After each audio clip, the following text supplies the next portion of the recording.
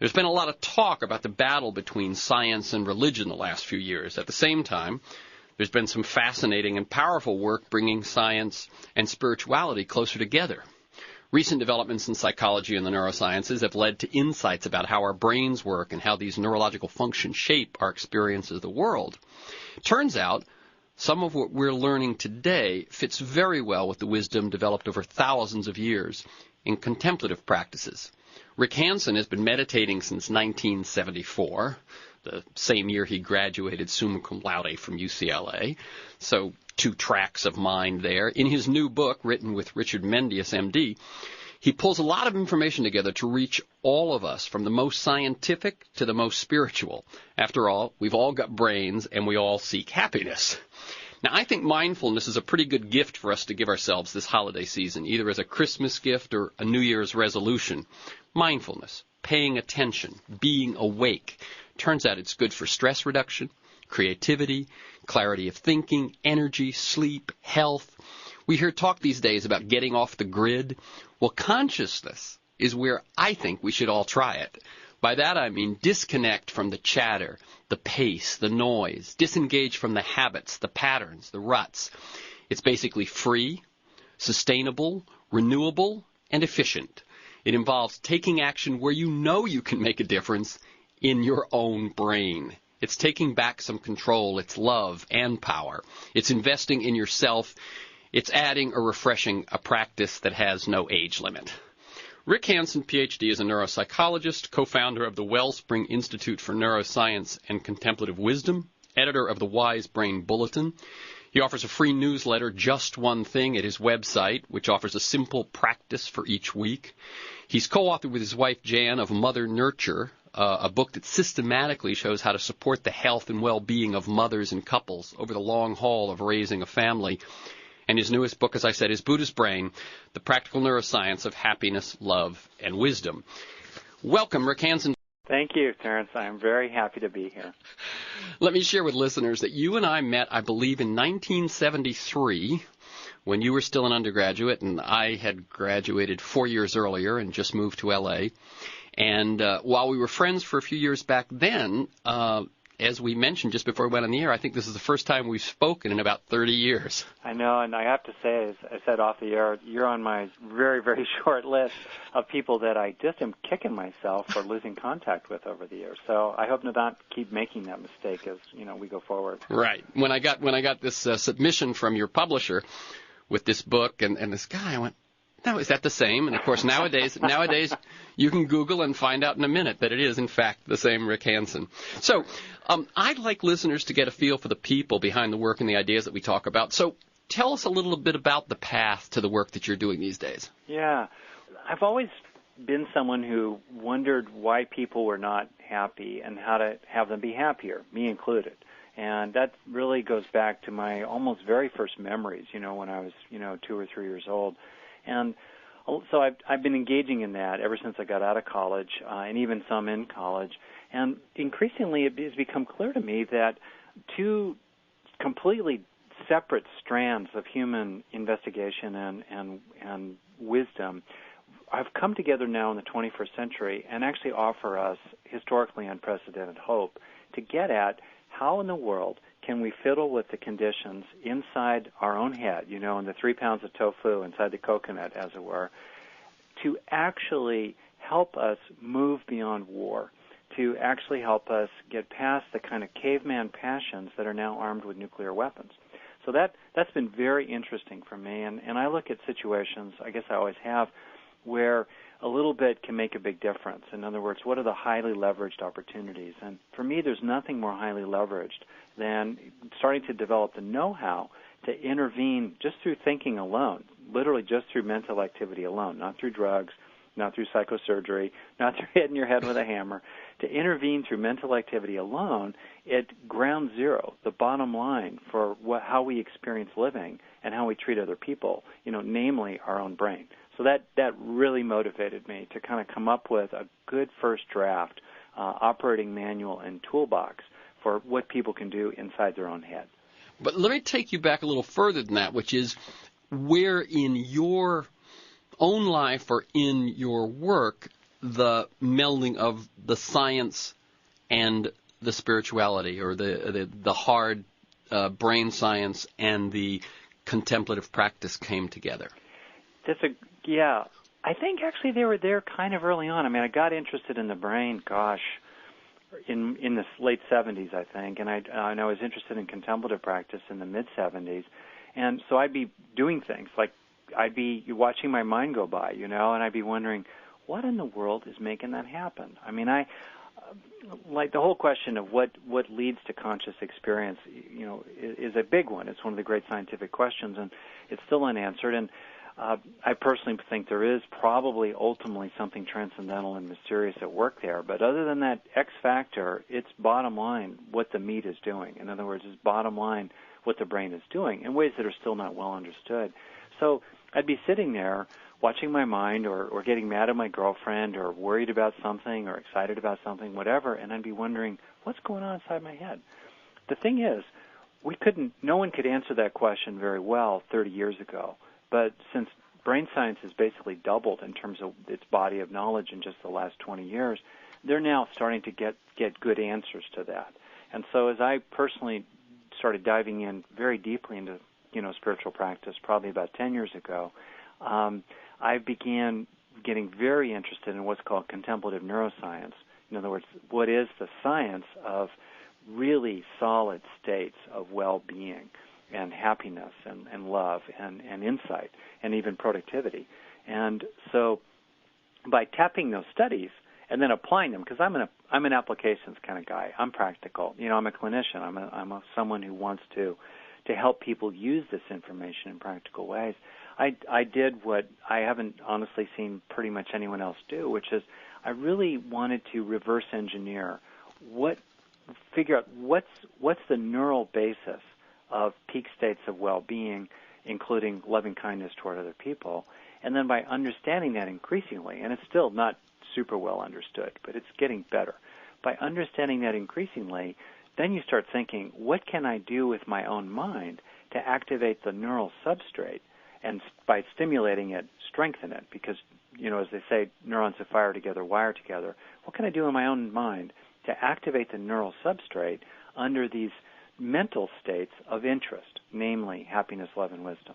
Wow, that's a lot. And let me ask you if you can do this. What's the quick course in neuroscience? What is going on in our brain for those people to whom this is all new? What makes us happy or sad, excited or depressed, creative or dull? You want the 90-second answer, right? I'll take the the question of the ages. I'll take the 3-minute answer. Oh, okay, I'll try to keep it shorter. Well, basic facts about the brain. Brain weighs about 3 pounds. It's got 1.1 trillion cells, about 100 billion neurons. Typical neuron makes about 5,000 connections with other neurons.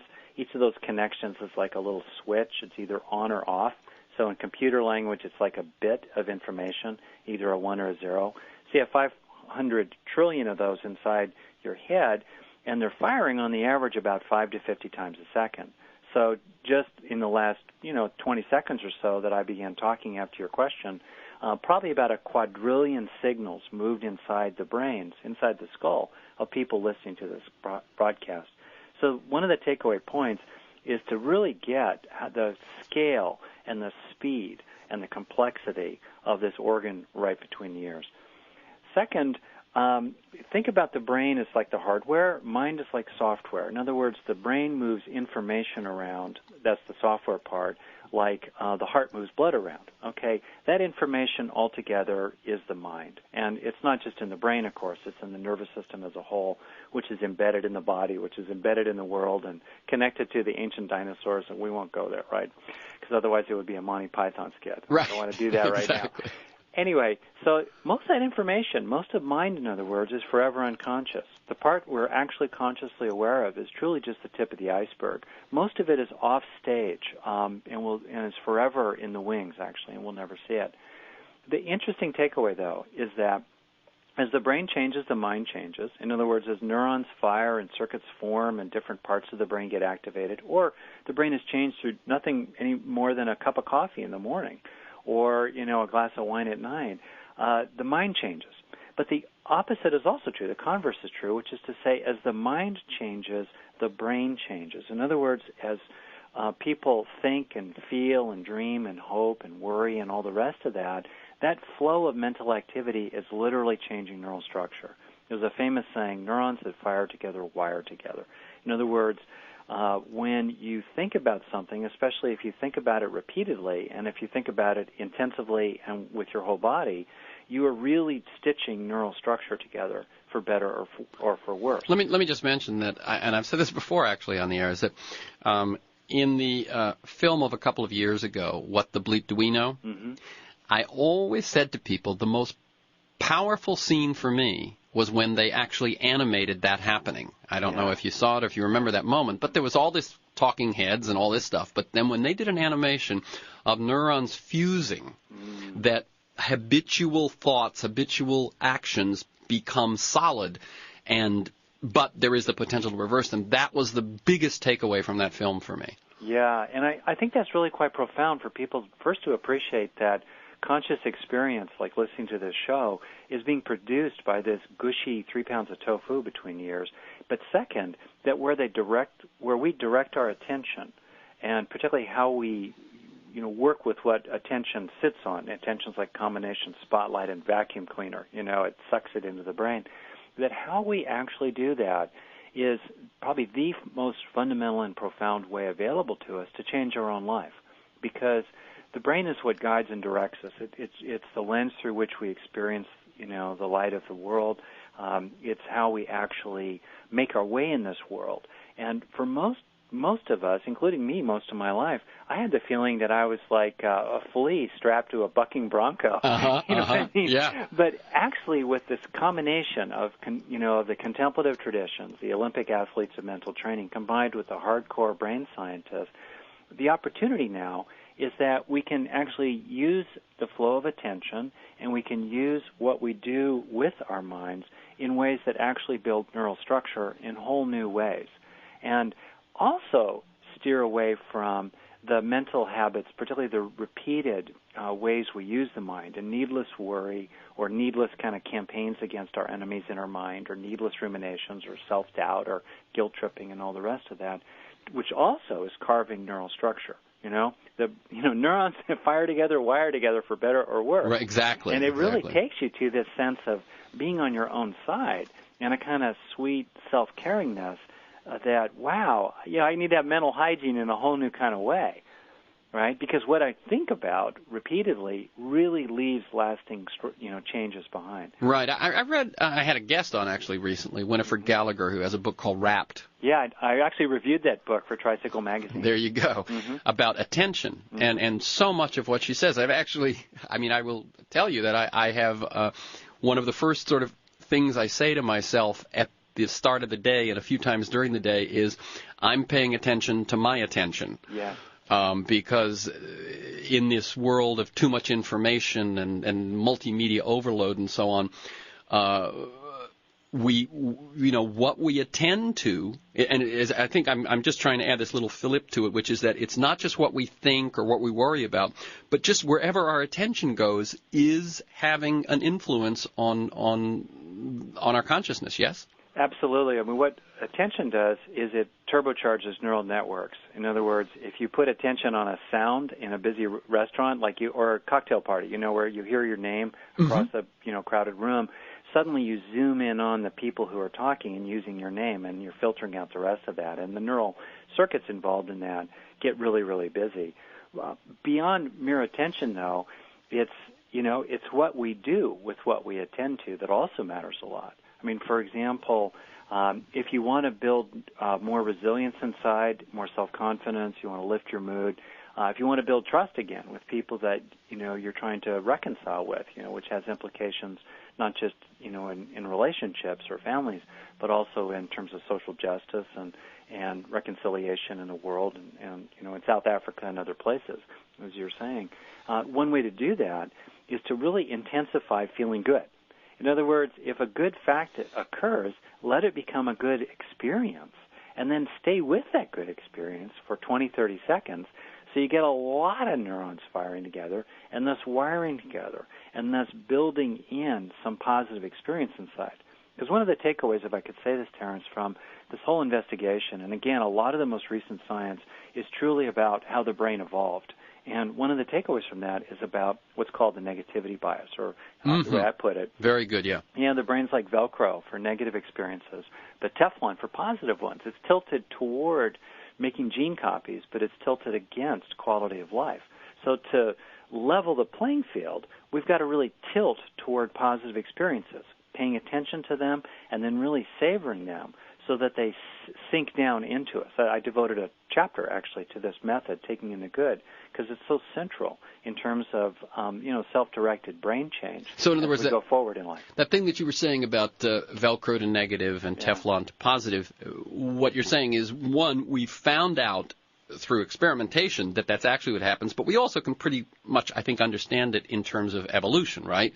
In other words, the fact that that the field in front of you looks beautiful is nice. The fact that the tiger behind you roars is attention-getting. Exactly right. Exactly right.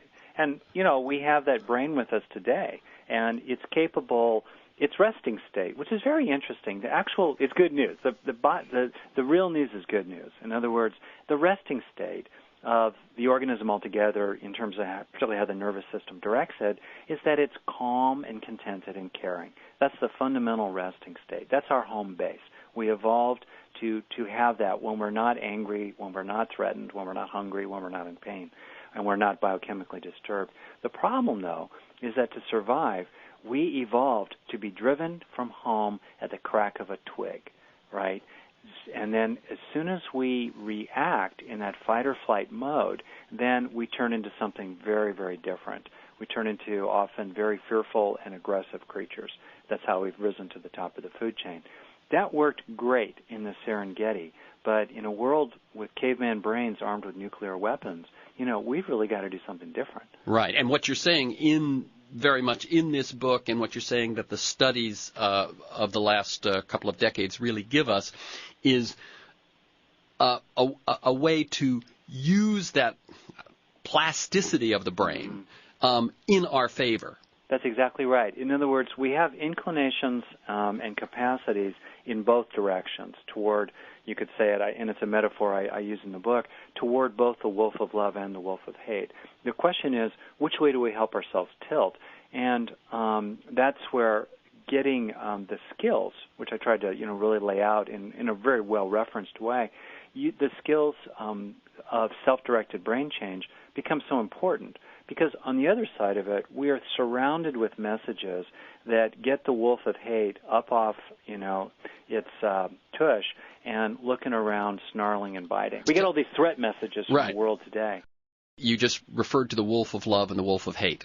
Right. One of the most haunting stories I've ever heard it was described this way. A Native American elder, a grandmother, was asked toward the end of her life how she had become so well-loved and so well-respected, so that everyone listened to her and sought her advice and wanted to be with her. And she said, well, honestly, it's this. It's that I know there are two wolves in my own heart, one of love and one of hate. And I know that everything depends on which one I feed each day. Right. I'm a great believer, and I'm sure you are too, in that the power of the story to stick in a listener's mind probably exceeds all the facts and theories we can throw around. Yes. We've got about 5 minutes left. Mm-hmm. What I would love to do is have you talk a bit about application. Mm-hmm. Okay, in other words, it's clear that in your book, on your website, in that weekly newsletter, and so on, you're a big proponent of this.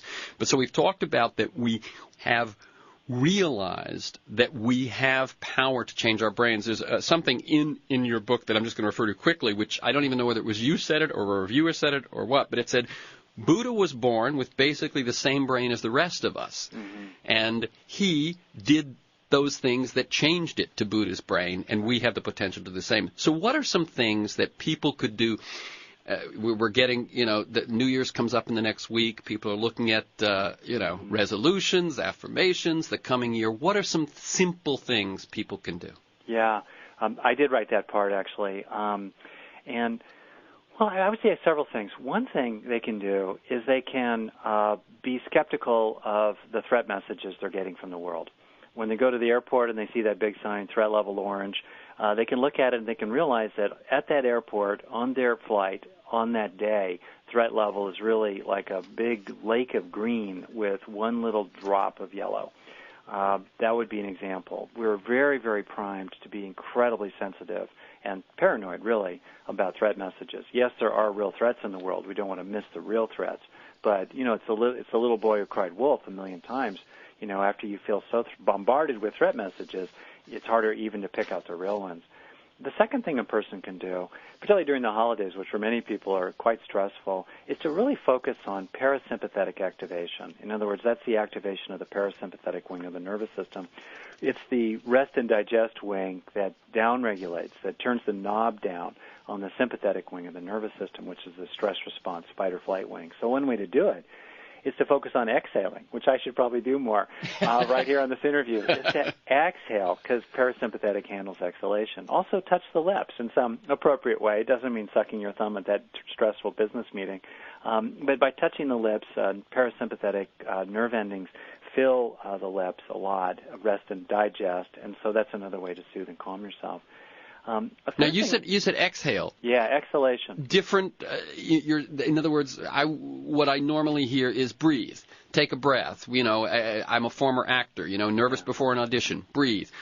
Someone doing a speech for the first time, breathe. But you emphasized exhalation.